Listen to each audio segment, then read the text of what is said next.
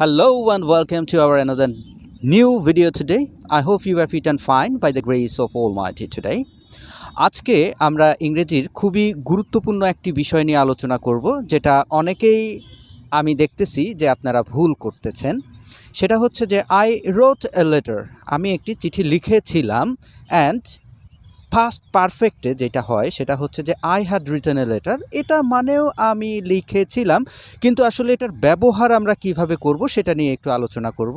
যে অতীতের দুইটা কাজ যখন পরপর হবে তখন আমরা কিন্তু একটা পাস্ট সিম্পল আর একটা হচ্ছে পাস্ট পারফেক্ট ব্যবহার করে এটার ব্যবহার করতে পারি। যেরকম সে আসার আগেই আমি একটি চিঠি লিখেছিলাম, এরকম কিন্তু দুইটাই হচ্ছে যে আপনার অতীতের কাজ।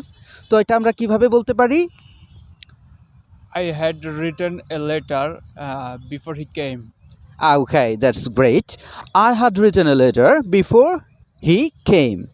এই কথায় যদি আমি একটু ঘুরিয়ে বলি যে সে আসার পরে আমি একটি চিঠি লিখেছিলাম। He came after I had written a letter.